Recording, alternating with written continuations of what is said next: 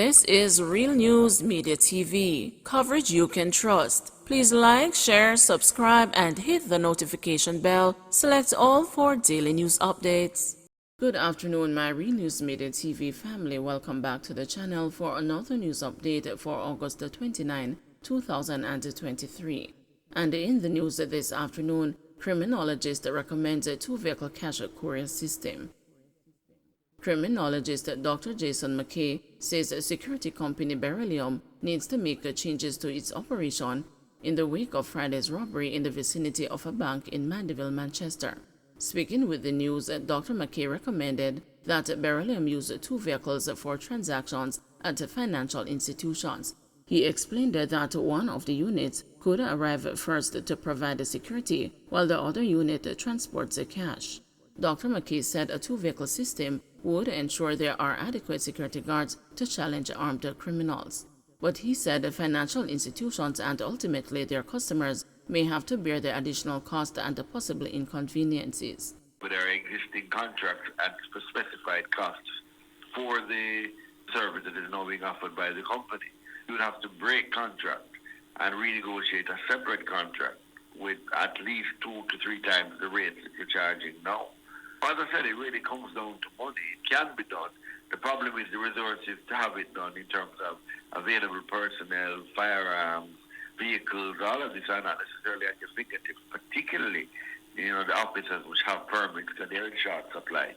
But what eventually is going to happen if they do go to this model, two-car model that they have to go to now, I don't see any way around it, you're going to find that the machines are not going to be efficiently filled. That's going to be the first consequence. And the second consequence is that the bank charges that we pay are going to have to go up. In the meantime, President of Jamaica Association for Private Security, Teddy Lee Gray, has renewed his call for security companies to be given license allowing courier guards to carry automatic assault rifles. Mr. Gray noted that the law allows guards to carry pistols and hunting-type rifles, but not automatic assault rifles. He argued that criminals would have to think twice before attacking security guards if the guards are able to carry high-powered rifles. Mr. Gray also suggested that the transportation of cash be done in the early mornings between 3 a.m. and 7 a.m. They're not going to say that they're not going to attack, but they're going to have to think twice, like engaging security officers with their high-powered rifles also. And as I said, would like to have the night proposal in terms of at least maybe from 3 a.m. in the morning to 7 like it does flood ATMs with money. But I think that is a good proposal. So ensure that the bystanders won't be there in that, early morning. So at least we can engage criminals properly. We're basically fighting criminals with our hands tied and at our backs right now. CXC revises syllabuses for some CSEC and KEEP subjects. The Caribbean Examinations Council has revised or amended syllabuses for selected Caribbean Secondary Education Certificate and the Caribbean Advanced Proficiency Examination subjects going into the new school year. Syllabuses for each subject have been revised.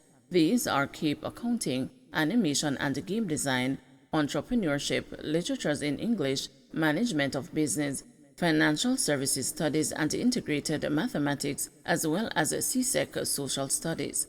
Meanwhile, the syllabuses for 3 subjects have been amended. These are KEEP Physical Education and Sports, as well as CSEC Caribbean History and Office Administration. In a statement yesterday, CXC said teachers and students preparing for examinations in these subject areas should become familiar with the syllabuses for the new school term. The syllabuses are available for download free of charge from the CXC website. Spouse shot dead at a lover's home, ex-boyfriend being sought. Police are probing what might be a love triangle turned deadly following the killing of a man on Belvedere Road in Red Hills, St. Andrew on Monday afternoon. The dead man has been identified as 52-year-old Ishmael Seymour from East Avenue in Greenwich Farm, Kingston 13. Seymour is believed to be a licensed firearm holder. The news has learned that the ex-boyfriend of Seymour's 27-year-old girlfriend is being sought as a person of interest in the killing.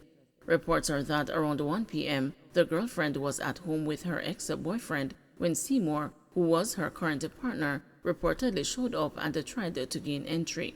Police said the woman opened a side door and went outside to talk to Seymour when an argument developed between them. It reportedly became physical. It is understood that the woman fled to the back of the house, and shortly after, 4 loud explosions sounding like gunshots were heard. She reportedly called out for help and, with the assistance of neighbors, returned to the house where she saw the now deceased lying on his back in an unfinished section of the home in a pool of blood. Residents summoned the police, who discovered Seymour with what appeared to be gunshot wounds to the face and upper body. He was allegedly clad in a multicolored shirt, black shorts, pink and yellow underwear, white slippers with a black gun holster to the front of his waistband. Neither the ex-boyfriend nor a firearm was reportedly found at the scene. St. Catherine South Police list 8 as persons of interest.